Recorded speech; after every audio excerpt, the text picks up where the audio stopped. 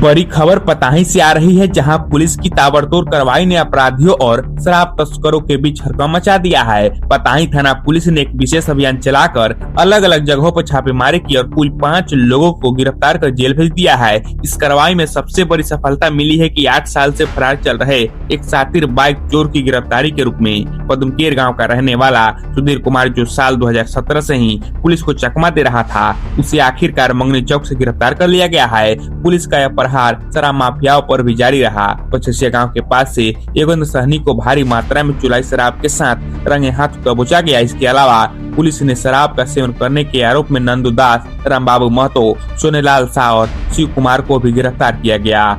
थानाध्यक्ष बबन कुमार ने स्पष्ट कर दिया है कि इलाके में अशांति फैलाने वालों को बख्शा नहीं जाएगा। सभी अभियुक्तों को न्यायिक हिरासत में मोतिहारी जेल भेज दिया गया है। पताही और मोतिहारी की हर बड़ी खबर के लिए देखते रहिए संतोष राउत के साथ शाइनिंग पताही।